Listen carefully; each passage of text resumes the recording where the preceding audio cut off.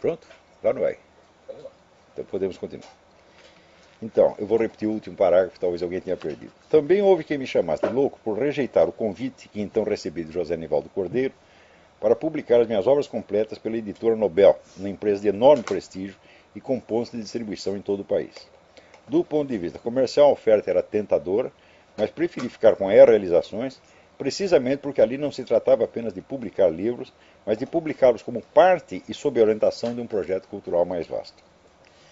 Das obras citadas nas aulas, eu selecionava periodicamente para o Edson os de publicação prioritária. Quando se tratava de autores nacionais vivos, eu me incumbia também de estabelecer o contato pessoal entre eles e o Edson, de modo que adquirissem confiança no projeto editorial com base no respeito que sentiam pelo meu trabalho pedagógico e jornalístico. Quando comecei a escrever colunas semanais para o Globo e Época, isso ampliou formidavelmente o círculo de leitores potenciais para os livros planejados, praticamente garantindo de antemão o sucesso da editora. Nos lançamentos dos livros de Paulo Mercadante, Ângelo Monteiro, Mendo Castro Henriques, Mário César Flores e outros, o público presente constituía-se quase que inteiramente de alunos e leitores meus que ali estavam, conscientes de não acompanhar somente a estreia de uma editora comercial, mas de participar de um trabalho cultural e pedagógico de imensa amplitude, cujos resultados lhes pareciam mais que promissores, dando à empresa nascente uma visibilidade e uma credibilidade que jamais teria por si mesma. Nessa época já fazia anos que eu trabalhava os textos do filósofo Mário Ferreira dos Santos, organizando-os e preparando-os para a futura publicação. Aí também a ideia nunca foi a de simplesmente divulgar o filósofo, mas de, pela primeira vez, desencavar da barafunda dos seus papéis uma compreensão estrutural profunda do seu pensamento filosófico, tornando possível a sua inserção no universo da cultura brasileira, do qual permanecia miseravelmente excluído. O essencial desse trabalho de interpretação e exegese já estava feito desde muitos anos antes, na tese de conclusão de curso que eu apresentara ao padre Stanislau Laduzans, no COMPEFIL, Conjunto de Pesquisa Filosófica da PUC do Rio de Janeiro, em 1988, e que mais tarde seria lançado pela Realizações como introdução ao livro A Sabedoria das Leis Eternas. Os originais deixados por Mário raramente eram obras de próprio punho. A maioria, inclusive dos livros impressos que ele colocara à venda nas suas editoras Logos e Matese, constituía-se de transcrições cruas de aulas gravadas, com saltos e imprecisões monstruosos que às vezes tornavam a leitura impossível, requerendo do editor um sério trabalho de reconstrução textual, não raro na base daquilo que se chama tecnicamente reconstituição conjetural.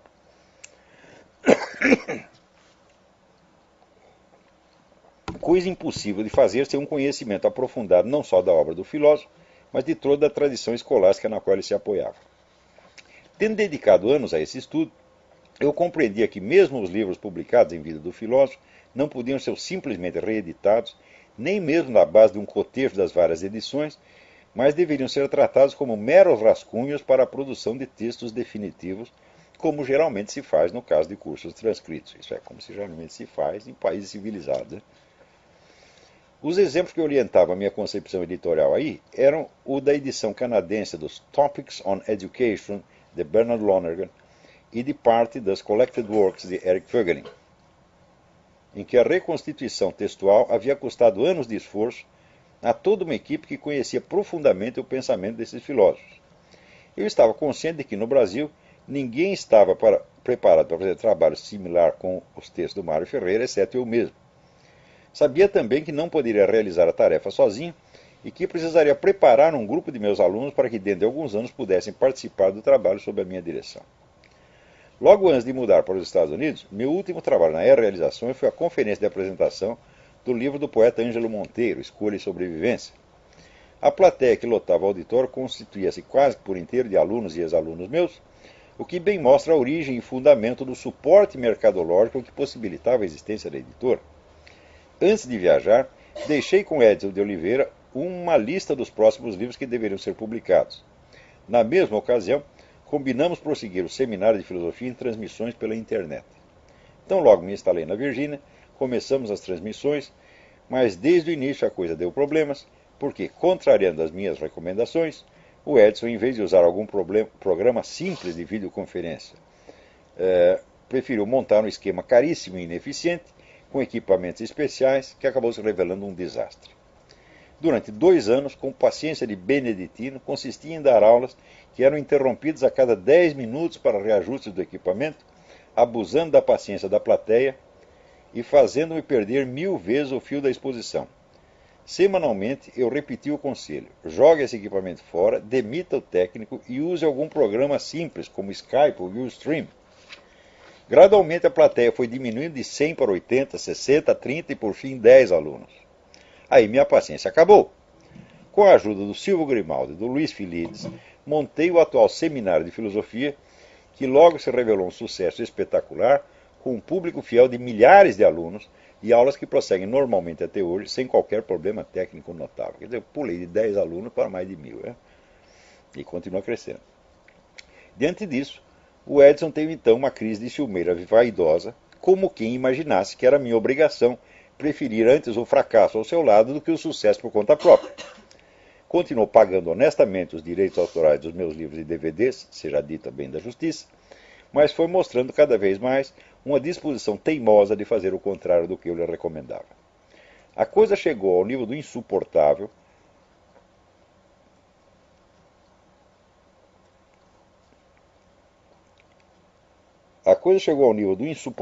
Quando ele começou a publicar livros de Mário Ferreira dos Santos sem os cuidados editoriais devidos, confiando-se à autoridade de um senhor Mauro de Sá Martino, o qual deu prova de um amadorismo letal ao gabar-se de haver procedido ao cotejo das várias edições da Filosofia Concreta e outros livros do filósofo, como se isto fosse sinal de grande criteriosidade editorial, quando o próprio filósofo em vida havia manifestado a esperança de que um dia suas obras, que haviam sido publicadas em estado cru e tosco, viessem a ser submetidas a um remanejamento textual profundo.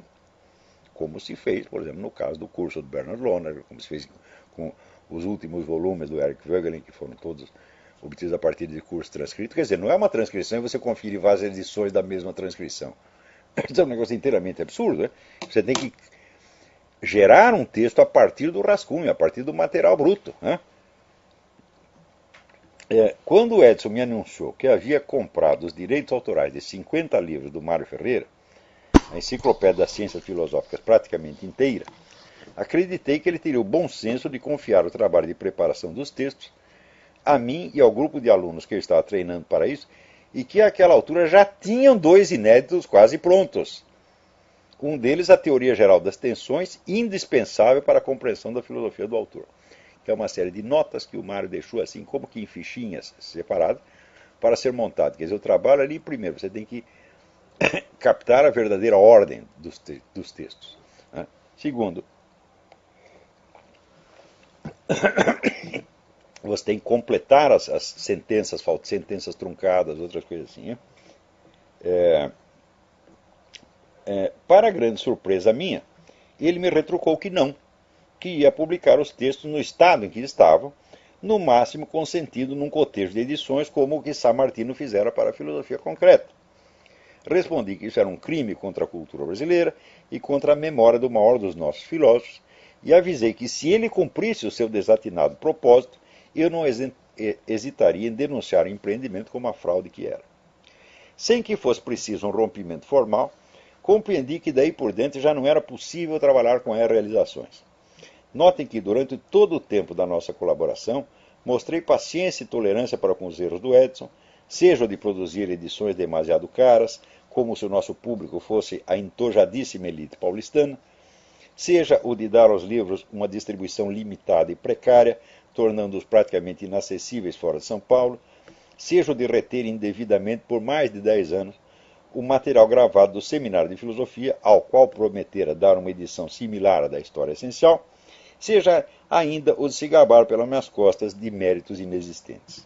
Ele alardeava, por exemplo, que eu lhe devia gratidão por haver ele divulgado a minha obra, como se fosse possível uma editora nova e desconhecida ter o mérito da repercussão pública de um autor que àquela altura tinha mais de 100 mil leitores semanais nas suas colunas do Globo e da Época, além de carregar no seu currículo 2 best-sellers, O Imbecil Coletivo e Como Vencer um Debate Sem Precisar Ter Razão, o primeiro publicado pela Faculdade da Cidade, o segundo pela Top Books. A vaidade ferida havia levado o sujeito a uma espécie de inversão psicótica do senso das proporções. Quer dizer que era ele que estava me divulgando e não eu a empresa dele. Né? Também engoli em seco quando ele pôs para fora da empresa, como se fosse coisa descartável, a Soraya Malafaia Gomes, que tanto o havia ajudado na fase inicial e mais difícil do projeto. Tudo isso havia tolerado em silêncio. Só o que me enfesou foi que a avidez daquele alpinista social se permitisse a leviandade de tratar a obra do Mário Ferreira como pura mercadoria para ser vendida às pressas, sem os cuidados textuais que a sua dignidade requeria. Também jamais reclamei, até esse episódio, de que uma editora montada como parte e instrumento do meu projeto pedagógico ostentasse suas glórias como se fosse mérito independente, sem jamais sequer mencionar o meu nome como seu orientador editorial. Repito, todo o catálogo da Realizações foi concebido inicialmente como bibliografia auxiliar dos meus cursos para servir prioritariamente aos círculos dos meus alunos, ex-alunos e leitores, que constituía e constitui até hoje pelo menos 9/10 do mercado da editora. Qualquer editor tem o direito e até a obrigação de dar divulgação a autores mal conhecidos no seu meio, dos quais tenha lido ou ouvido menção em artigos de jornal, cursos e conferências. Bem diferente é o caso de um programa editorial que se concebe como parte e instrumento de um projeto pedagógico que obtém dele a sua lista de autores, a sua orientação cultural e até o seu público consumidor, e em seguida se apresenta como se fosse obra independente, autônoma, que nada deve ao autor do projeto que possibilitou a sua existência e criou as condições sociais e culturais para o seu êxito. Que Edson de Oliveira nada me pagasse por isso, tudo bem, tenho outras fontes de sustento.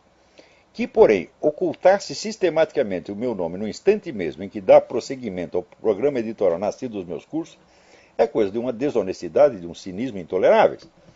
Piores ainda, talvez, são os seus agentes e colaboradores que, pela internet, tentam dar a impressão que tudo não passou do caso normal e corriqueiro de um editor que ouve falar de certos livros interessantes e se apressa em publicá-los, sem precisar mencionar a origem fortuita de uma informação que poderia ter chegado por qualquer outro meio. Essa gente falsifica completamente o problema em discussão e atribui a uma empresa editorial os méritos que cabem ao projeto cultural e pedagógico que antecedeu, inspirou, formou e alimentou. Qualquer que seja o caso, estou feliz de que tantos livros importantes cheguem ao conhecimento do público, mesmo que por vias moralmente deploráveis. Como dizia Ronald Reagan, você pode conseguir tudo o que quiser, contanto que não faça questão de levar o mérito. Abdiquei do reconhecimento desse mérito por anos a fio e posso continuar a fazê-lo, pois afinal ele reflete apenas uma parte ínfima do meu trabalho. Quer dizer, se você tem 30 anos de trabalho como filósofo, escritor, jornalista, etc., bom, é claro que o mérito de você ter informado uma certa bibliografia para uma certa editora é mínimo, né? Então,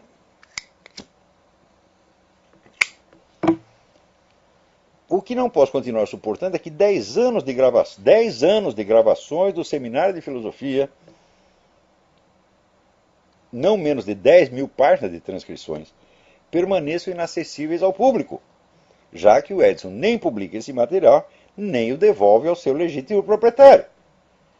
Quem quer que chegue a ouvir essas aulas verá ali, de passagem, bem documentado, a verdadeira história do programa editorial da Realizações.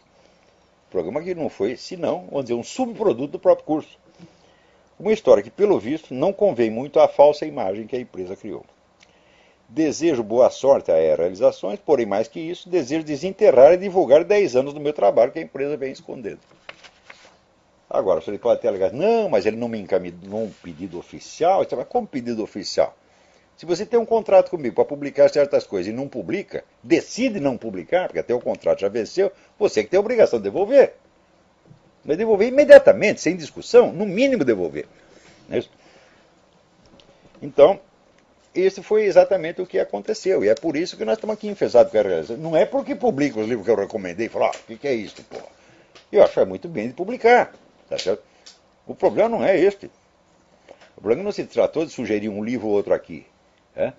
Se você está dando todo um curso, está dando toda uma assistência pedagógica a um grupo de alunos e quer dar um suporte bibliográfico ligado àquilo que está sendo transmitido no curso.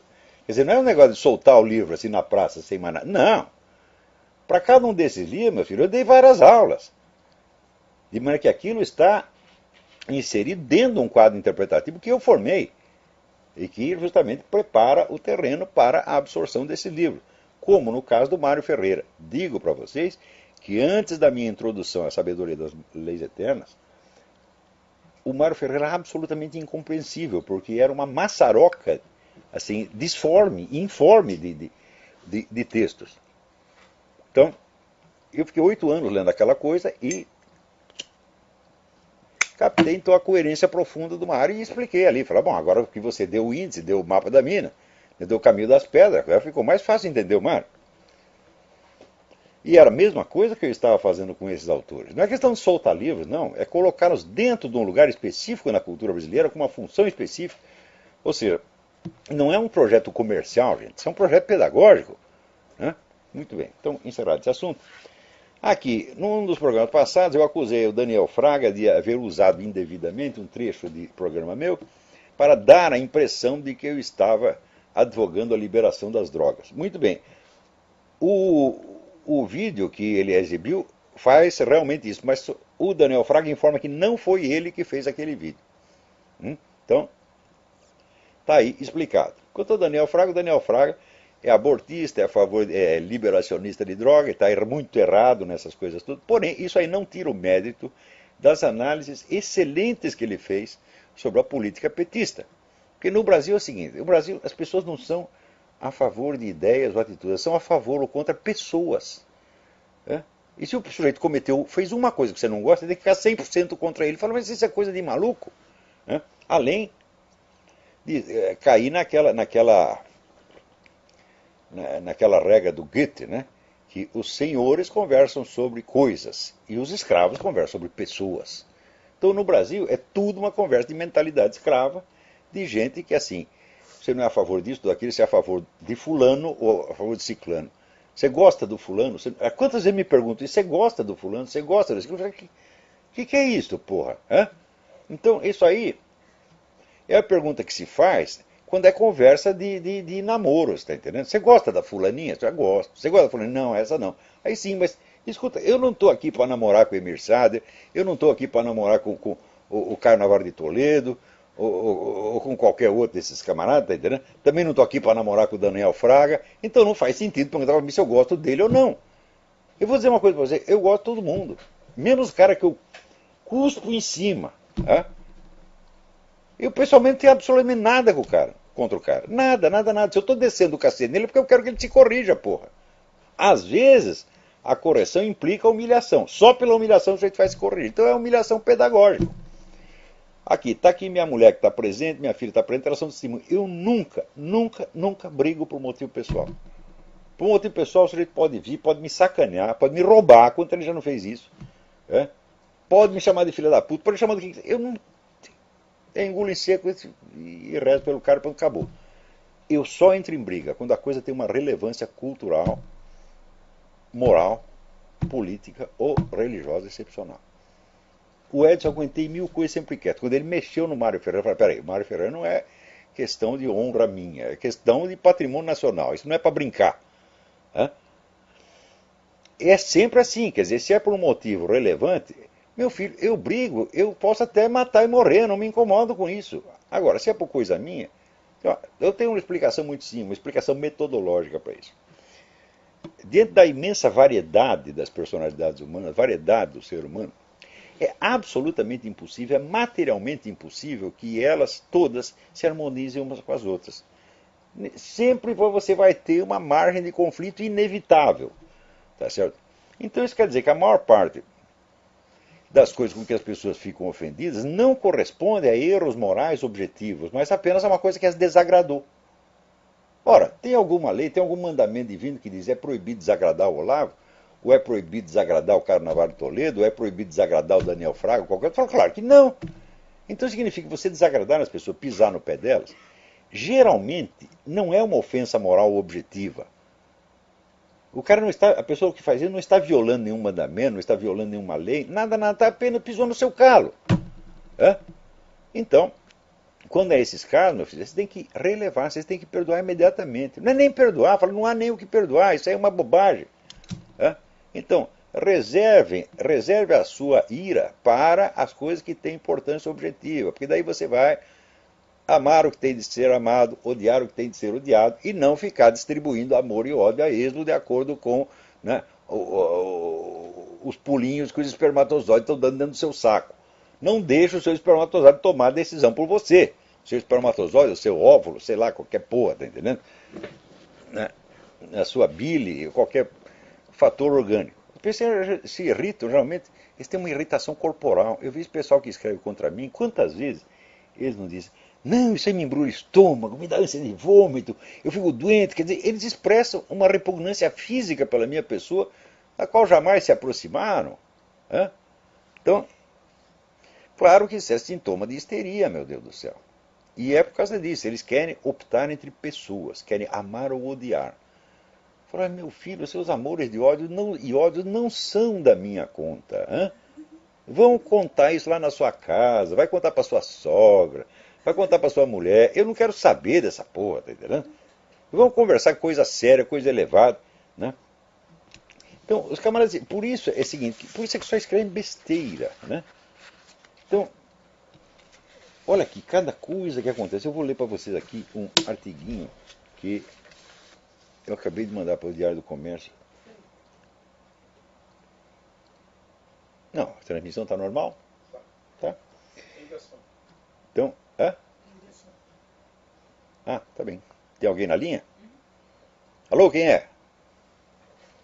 Boa noite, senhor Olavo. Aqui fala o Lucas. Tudo bem? Tudo bem? Olavo, acho que há uns 2 programas atrás você falou da questão, né, de onde vem o dinheiro lá para os jornais da mídia nanica. Aí eu estava pensando aqui, até dando risada, né? É verdade que você recebe da Mossad, da CIA e do Tifari? Recebo, rapaz, tô aqui rico pra caralho. Ó, deu um montão de dinheiro. Só tem o seguinte, os filhos das putas não me disseram em que banco que eles põem o dinheiro. E esse pessoal comunista também fica me enchendo o saco e não me diz onde tá a porra do dinheiro que eu vou lá pegar. Mas isso aí já começou. Ó, quem começou com essa conversa foi o porra do Leandro Konder. Que disse que eu recebia dinheiro da CIA. Eu falei, recebo sim, agora me diz onde tá, porra. Fica todo esse dinheiro abstrato. Eu lembro do Carlinhos Brickman. Carlinhos Brickman é um jornalista do Jornal da Tarde. Né? Que era um homem de 2 metros por 2, um sujeito muito engraçado, e ele via protestando. Onde está esse maldito mar de lama que jamais nos respinga? Agora, quando eu estou falando de fonte de dinheiro, eu não estou chutando, não é conjetura que eu faço. Isso é público e notório, quer dizer que quem financia Occupy Wall Street é George Soros, e mais outros como ele. Isso aí, ele nem nega isso. Você vai lá, da onde saiu o dinheiro? Procura no site Discover the Network. Discover the Network. E você vai ver todo o rastreamento de dinheiro. Não na base da conjetura, mas na base de documento, pô. Então eu sei o que eu estou falando. Então, Occupy Wall Street, isso aí é um truque. Eles estão revoltados com os bancos. Mas é o banco que está financiando você, rapaz. Né? Olha aqui, a sacanagem, meu filho, medra e abunda no universo. Aqui, agora acabaram de descobrir outra pilha de e-mails entre esse pessoal do aquecimento global, 5 mil e-mails, tramando sacanagem, tramando como que nós vamos ferrar com os nossos adversários, como é que nós vamos falsificar dados, como é que nós vamos enganar todo mundo. E esse pessoal está aí ainda bancando banco, botando banco. Até saiu aqui esse livro, Merchants of Doubt. Raros livros foram lançados com o alarde editorial, com o suporte publicitário imediato desse livro, como se fosse uma obra-prima. Quando você vai ler, assim, o que ela quer dizer, mercadores de dúvidas? São os caras que colocam dúvida no aquecimento global. Como se colocar dúvida de uma hipótese científica fosse anticientífico. E daí ela só fala mal de 3 caras, dos quais 2 já estão mortos. E o último sobrevivente escreveu um artigo de 20 linhas onde acaba com ela, mostra que ela não entende merda nenhuma de ciência. E bom, mas ela não entende de ciência, será que pelo menos de história ela entende? Quando você vai ver, não tem uma porra de uma fonte primária nesse livro.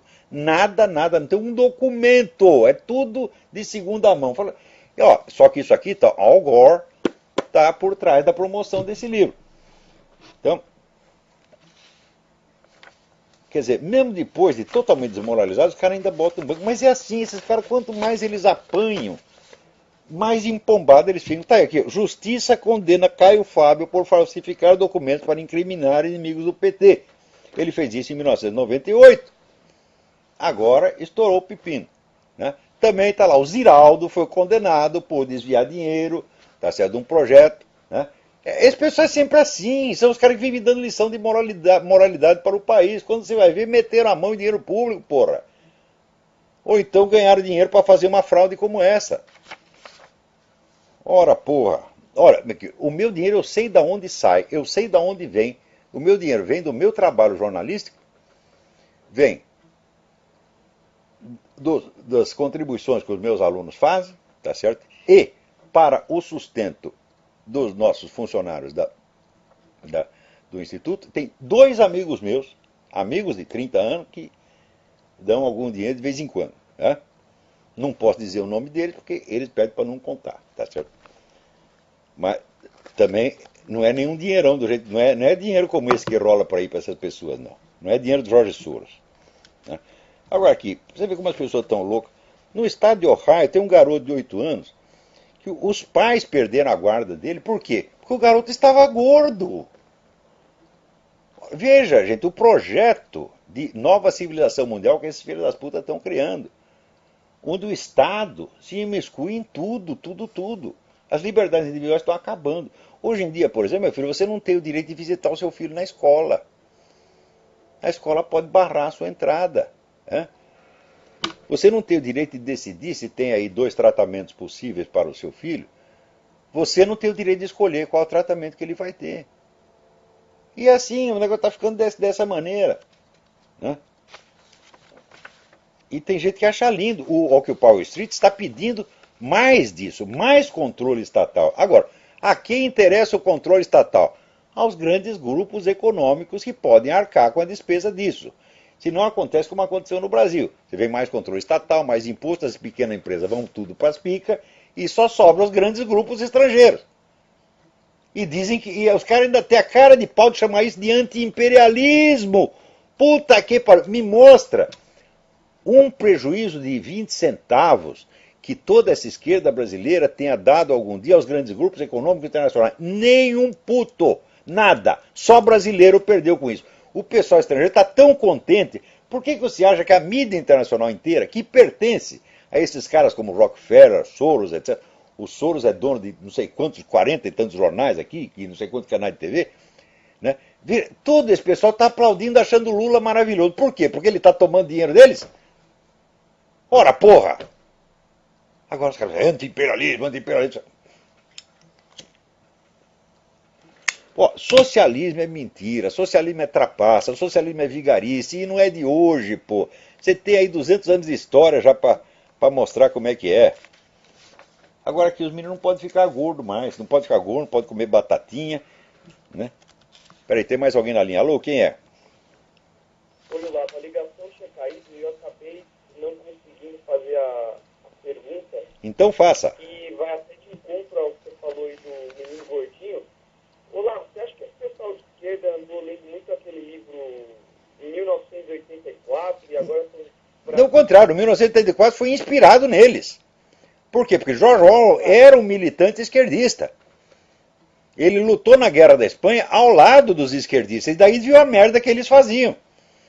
Que então, comparado com ele, os franquistas, o pessoal do Franco, era um doce de coco, era a Madre Teresa de Calcutá, porra.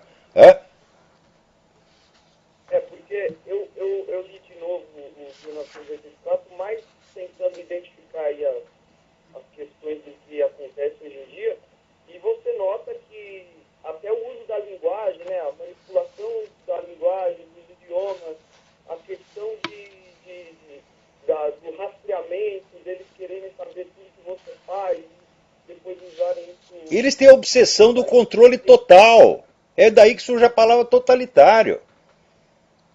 Quer dizer que nenhum setor da vida social, da vida humana, escapa ao controle estatal. Eles acham que tudo tem que ficar na mão deles porque eles são os guias iluminados da humanidade, meu Deus do céu.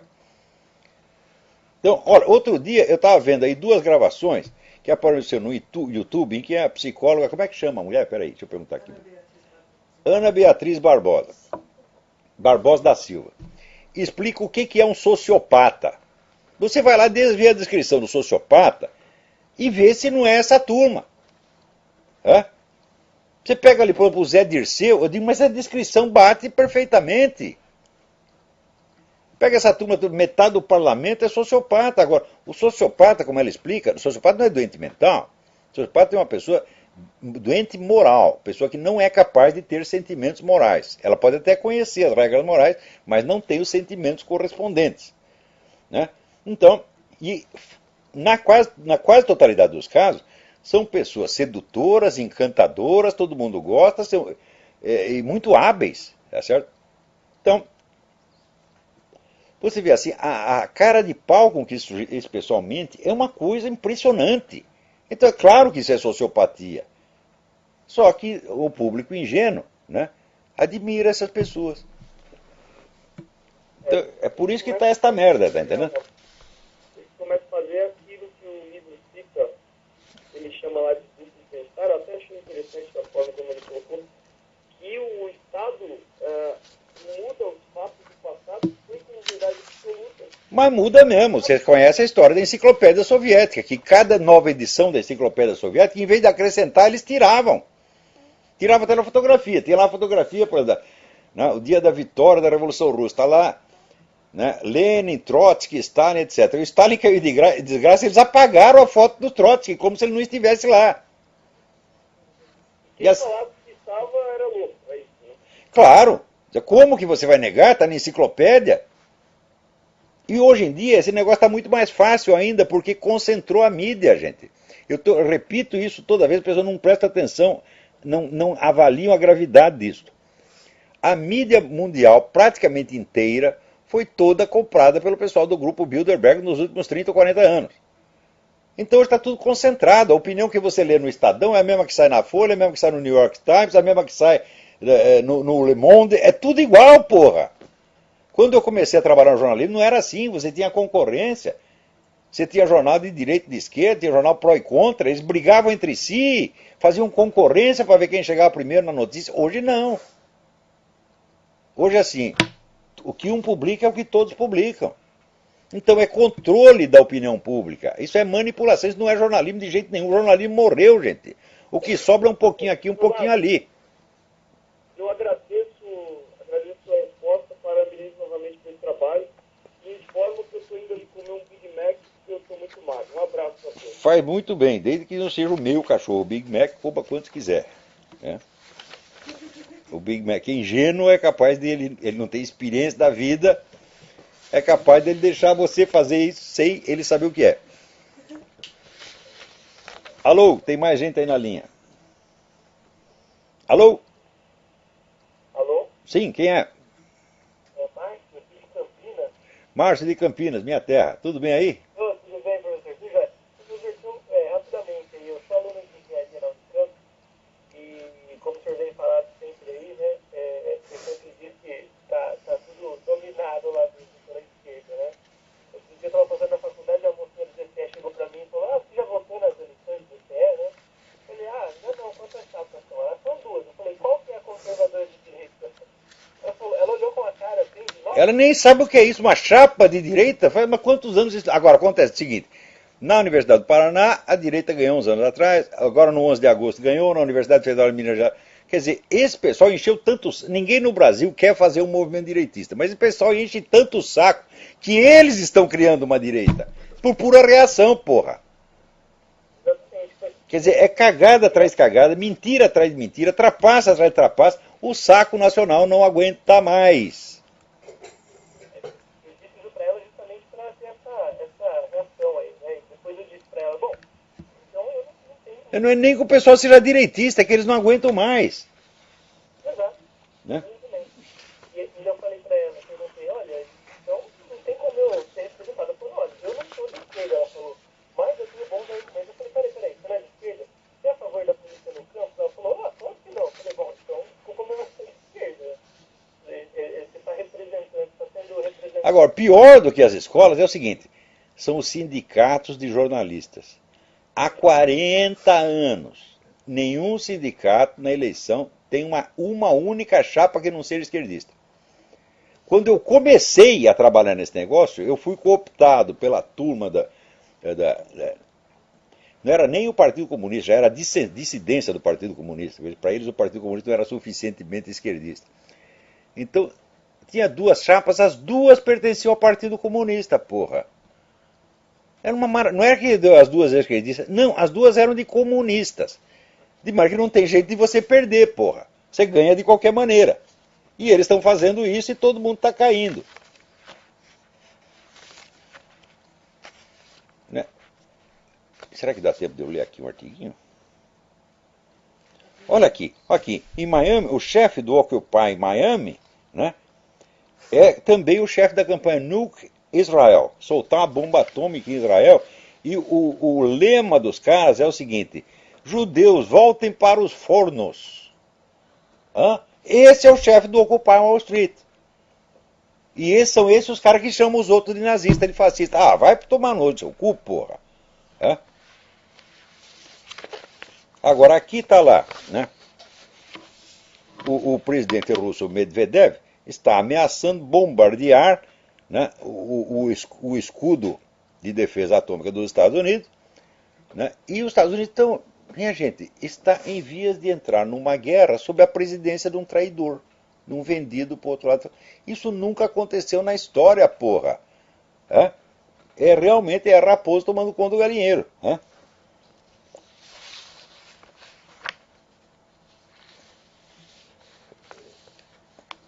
Agora aqui, está aqui muita gente reclamando, né, que a igreja está se metendo em política. E estava aí o Zé Dirceu reclamando, não, nós não temos, o PT não tem nenhum jornal de circulação nacional. Escuta, meu filho, a igreja católica chegou no Brasil 500 anos antes do PT. Existe um jornal católico de circulação nacional? Existe um diário católico? Não, não tem até hoje. Então, se a igreja que chegou muito antes de você, que construiu esse país, que criou esse país, não tem, por que vocês têm a melhor que a igreja? E o pior é o seguinte: o pessoal do movimento gay fica reclamando, não, essa turma está misturando religião com política. Meu filho, você está misturando fantasia sexual com política, porra! O que a política tem a ver com os fatores que levantam ou baixam o seu pau? Você quer um assunto mais particular do que esse? Né?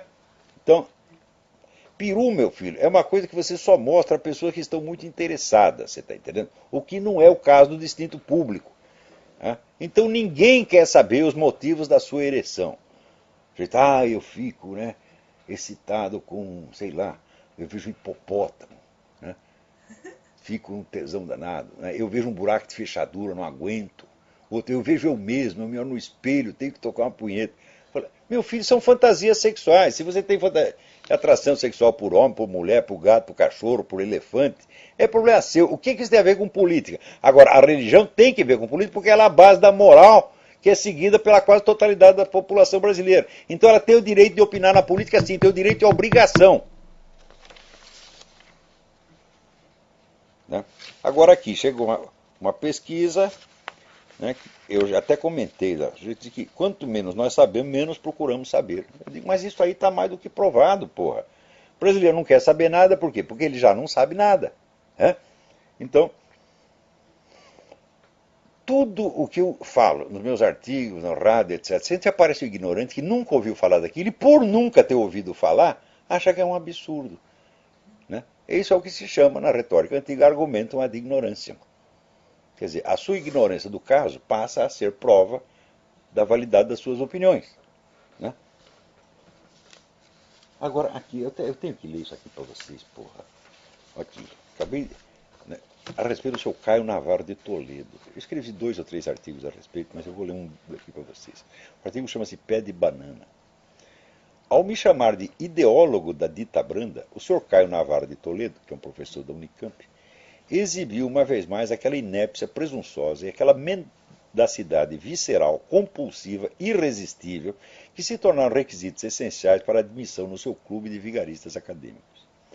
Ele mesmo, ao reproduzir no seu artigo um trecho de discurso meu, no qual eu expressava arrependimento de haver apoiado os esquerdistas no tempo da ditadura, fornece a prova documental de que não posso ter sido ideólogo, nem propagandista, nem mesmo admirador passivo de um regime cujos méritos, que seus crimes empanam mas não suprimem, só vim a reconhecer muitos anos depois da sua extinção. O homenzinho se mela todo e segue em frente com a pose triunfal de quem não houvesse expelido da cachola um cocô e sim um diamante. Almas caridosas podem alegar que talvez ele tenha querido dizer ideólogo retroativo, ideólogo atrasado de um regime esquecido. Se foi isso, tanto pior, pois é contraditório com a definição mesma de ideologia, a qual supõe a existência de uma possibilidade concreta de ação política que os mortos não têm. Trazer de volta o governo Costa e Silva ao Médici não é ideologia, é espiritismo. Todo o arremedo simiesco de raciocínio que o Sr. Toledo apresenta no seu artigo é baseado na premissa monstruosamente imbecil de que comparar crimes menores e maiores é aprovar e aplaudir os menores. Se fosse assim, ô infeliz, o princípio fundamental do direito penal moderno, a proporcionalidade dos delitos e das penas, seria a pura apologia dos pequenos delitos. Como diria o Reinaldo Azevedo, dá para entender ou quer que eu desenhe? Curiosamente, ao impor que o regime de 1964 seja odiado ou adorado no todo, sem as nuances e atenuações que a ciência histórica exige, o homem que me chama de ideólogo estampa na própria testa o traço mais característico e mais repulsivo do propagandista ideológico: a compulsão de aprovar ou condenar em bloco, sem concessões à complexidade do real. A recusa peremptória de enxergar até as qualidades mais óbvias e patentes do inimigo. Falando da esquerda pós-64, denuncio persistentemente seus crimes, mentiras e desvarios, mas nunca deixei de louvar, por exemplo, sua capacidade de autorrenovação, a rapidez e seriedade com que reagiu intelectualmente ao advento do novo regime. Qualidades que faltam por completo à direita brasileira, ainda atônita e desnorteada 20 anos depois de cair do cavalo. Eu me refiro àquele intenso debate que se seguiu dentro da esquerda após o golpe de 64, do qual, por exemplo, a revista Civilização Brasileira, uma das melhores publicações de cultura esquerdista que já saiu nesse país, dá testemunho eloquente e como é que se diz, honroso. Mostra que os caras eles não eram nenhum idiota, eles decidiram, peraí, o que aconteceu, nós temos que entender o que aconteceu e remanejar aqui a nossa estratégia para poder fazer face a isso. Do mesmo modo, eu perderia toda a autoridade moral para denunciar as violências do regime militar se o preço disso fosse negar as prodigiosas realizações do governo Médici no campo econômico, muito maiores do que as do seu Lula, ou a paz e segurança em que vivia a maior parte da população brasileira, numa época em que os assaltos, sequestros e homicídios, inibidos em vez de protegidos pela autoridade, não chegavam a 5% do que são hoje. Para o Sr. Toledo, o simples reconhecimento dos aspectos contraditórios da realidade é uma adesão entusiástica, uma tomada de posição ideológica. É óbvio que um sujeito desse está completamente desqualificado para ser professor universitário, secundário ou primário. Talvez animador pedagógico do prézinho. Seria doce ilusão esperar que uma mente tão tosca e esquemática percebesse a inexistência, na minha atitude para com os comunistas, daquele mimetismo repulsor que, segundo René Girard, caracteriza os ideólogos de partidos inimigos. Não imito a sua retórica, não oponho, como os fascistas, um programa revolucionário a outro programa revolucionário, mas permaneço num plano de análise que as cabeças fumegantes dos cretinos de ambas as facções não podem enxergar, tão intoxicadas se encontram da urgência de destruir politicamente o adversário para tomar o seu lugar na hierarquia do poder. Ele tem razão em não querer, como ele próprio disse, jogar o meu jogo, porque ele escreve um artigo para dizer que ele não vai discutir as minhas ideias, vai apenas contestar o meu direito de publicá-las. Então, ele tem razão em não querer, como ele próprio diz, jogar o meu jogo. Um confronto intelectual entre a minha pessoa e a dele seria tão inconcebível quanto a luta entre um leão e um pé de banana. Recusando-se com razão a tão inviável disputa, o pé de banana nem por isso deixa de arrotar superioridade, jurando que meus artigos de tão ruins, aspas, não seriam aceitos por qualquer direção de jornal orientado por um criterioso manual de redação, fecha aspas. Quanto a isso, tenho 3 observações. 1. Nunca fui aceito em nenhum órgão de mídia, pois, ao contrário do Sr. Toledo, nunca pedi para ser ali publicado. Fui, ao contrário, sempre convidado, e justamente por pessoas que julgaram dever fazê-lo porque haviam lido os meus escritos. 2.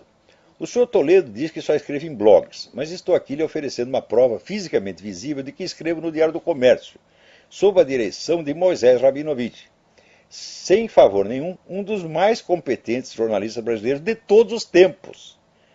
Caio Navarro de Toledo, dando lições de jornalismo a Moisés Rabinovich, é o Tiririca ensinando matemática a Kurt Gödel. 3. Não sou um orgulhoso que despreze a opinião alheia, mas quando quero um julgamento do que faço, prefiro perguntar a quem sabe. Os maiores escritores brasileiros, Jorge Amado, Carlos Heitor Coni, Herberto Salles, Josué Montello, Antônio Olinto, Bruno Tolentino, Alberto Cunha Mello, Ângelo Monteiro, Ariano Suassuna e não sei mais quantos, sempre foram unânimes em louvar, nos termos mais entusiásticos, o meu manejo do idioma, mesmo quando discordavam de alguma das minhas opiniões. Em face disso, pergunto ao Sr. Toledo que raio de manual de redação é esse que ele andou consultando. Suspeito que foi o manual do seu Creyson. Veja, seu Creyson, Vidia e Óbria na Deciclopédia. Então, gente, por hoje é só. Até a semana que vem. Muito obrigado.